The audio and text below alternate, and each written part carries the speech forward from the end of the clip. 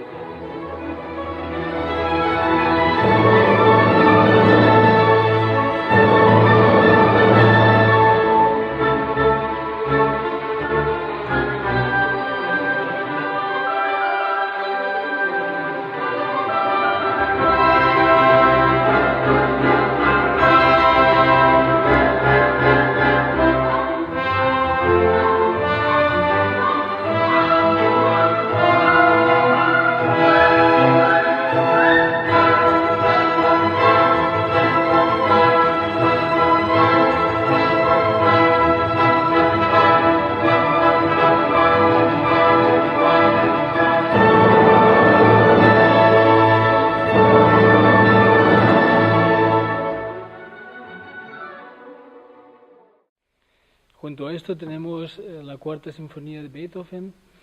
Es una sinfonía que empieza en si bemol. Sí. Y nadie sabe lo que va a pasar. No. Y después de la sinfonía anterior, que tan mastodóntica, Sí. pues parece que la gente ya se tiraba los pelos cuando empieza en si bemol menor luego. Sí. Y luego, sin embargo, la sinfonía más bien tiene el carácter de la primera y la segunda, ¿no? No, pero con toda la evolución que ha tenido. Pero verdaderamente es bastante inquietante cuando empieza la introducción, decís, ¿dónde estoy? ¿Dónde vamos? porque verdaderamente en cuanto empieza y ya empieza a modular, dice, ¿por dónde vamos? Hasta que no se clarifica. De todas formas, es una sinfonía que tiene muchas cosas de particular, entre ellas, por ejemplo, siempre la característica de esta sinfonía única, posiblemente en todo el legado sinfónico de Beethoven, que es la constante del staccato. Y alegría del staccato, porque después de la introducción, cuando parece que, claro, después de la sensación que causó la tercera, parece como una broma casi, os asusto, ¿no? Os meto aquí una introducción colosal, ¿no? Que va modulando y más bien en tono de si bemol menor, y de pronto tenemos una sinfonía de una gran alegría. Sí. Yo creo, sí, son estos misterios, sí, es una sinfonía que rebosa alegría en este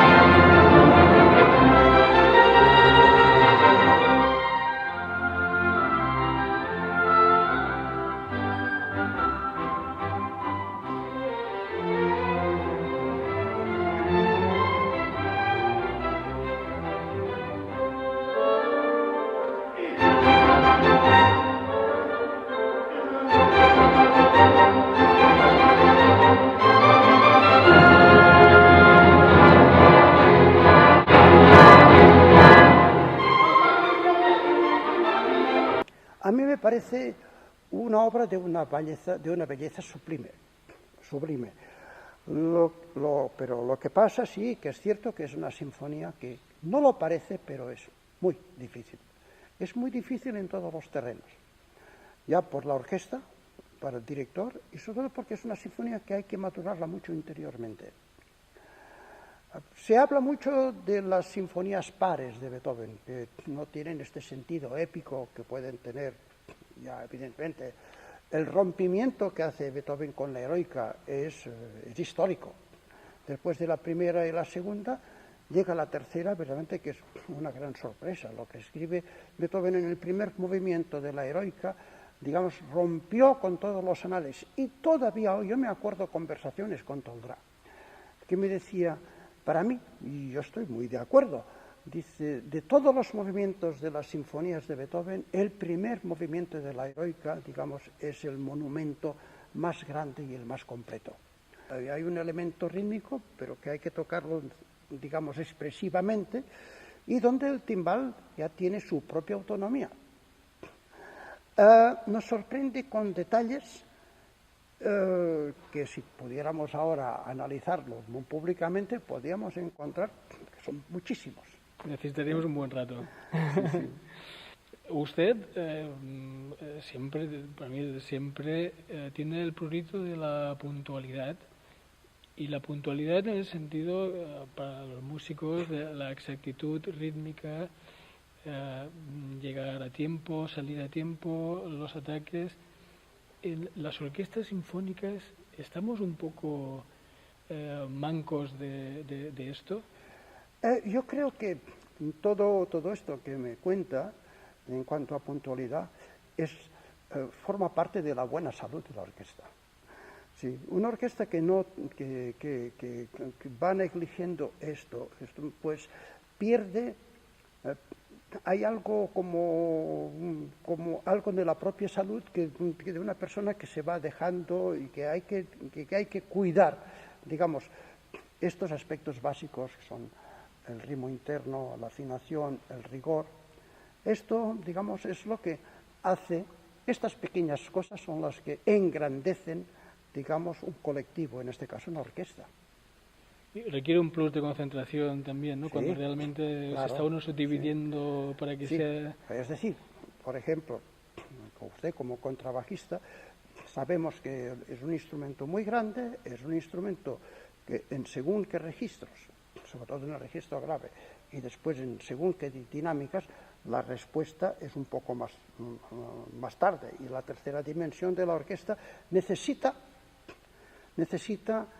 de la coherencia y después, sobre todo, del peso específico que le da el bajo. Lo que podemos decir, ya en alemán dicen el General Bass, dice, si el bajo armónico no está en su sitio, todo lo demás tampoco está en su sitio. Yo veo directores que a lo mejor dan poca importancia, relativamente poca importancia, no lo digo porque usted sea contrabajista, pero que es una verdad, sí, al contrabajo. Es fundamental. Si el bajo armónico no está en su sitio, todo lo demás no se acaba de sostener. Si esto está en su sitio, y además hay distintas formas de tocar el contrabajo, si tiene la octava del violonchelo o incluso el fagot, y sobre todo cuando tiene el clarinete bajo es de una gran ayuda, porque los armónicos se reproducen, pero el contrabajo solo, sobre todo en el registro grave, a veces es de muy difícil identificación. Hay que tenerlo muy en cuenta y saber verdaderamente hacer comprender a la sección, en este caso, y a la propia orquesta, la gran importancia que tiene, digamos, el bajo armónico. Bueno, ya ven, el Torrente Ros Marvá, 70 y largos años. El año pasado celebramos aquí su cumpleaños. Sí. Queda una invitación pendiente, sí. Con tanta, antes hablamos tanta carrera musical y con tanta vida, ¿qué le pide todavía Ros Marvá a la vida? Pues nada especial, que tenga yo una buena salud, continuar teniendo una salud pertinente para poder hacer lo que me gusta y lo que necesito, que es hacer música. Ahora, ciertamente que dirijo un poco menos porque también compongo, que esto ha sido durante muchos años un poco una asignatura pendiente, porque cuando estás dirigiendo mucho, pues tienes mucho menos tiempo. Ahora, intentando compartir una cosa con otra, esta asignatura pendiente. Estoy componiendo una ópera que sí, que esto me lleva mucho tiempo, pero... ¿Cómo se va a llamar? ¿Cómo se va a llamar? Sí, Walter Benjamin. Es sobre el gran personaje, digamos, de la cultura del siglo XX. Sabemos que Walter Benjamin se suicida en Portbou. Se escapa, digamos, de las garras del nazismo, se va escapando y pasa la frontera clandestinamente, y la ópera es un flashback, digamos, un poco de la época, y de él y de la época. El escenario, lo que es el argumento en sí, es altamente teatral, porque nos habla de acontecimientos históricos, de lo que fue el personaje, que como personaje un poco extraño, estrambótico, como fue, tiene un contenido o un teatral, digamos, que merecía la pena pues ser puesto en solfa, en este caso. Bueno, toda una primicia. Muchas gracias, Antonio Ros Marvá, y esperamos que le tengamos aquí muchísimas veces todavía. Como decía el poeta Rafael Guillén, tenemos la eternidad entera por delante. Sí, bueno, sinceramente, yo hace muchos años que tengo una relación con Granada. Yo había venido aquí, el Auditorio de Granada lo inauguré yo con la Orquesta Nacional. La primera vez, después sabemos todo lo que pasó. Pero yo he venido muchas veces en el festival, incluso con distintas orquestas también, con la Orquesta Nacional, con la Netherlands Chamber Orchestra también, y también con la Orquesta Ciudad de Granada.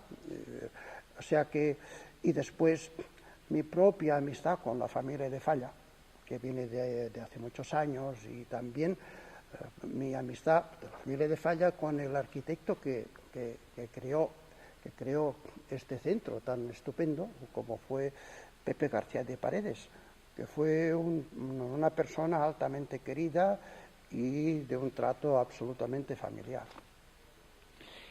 Y con estas palabras devolvemos la conexión a los estudios de Canal OCG. Muchas gracias. Bueno.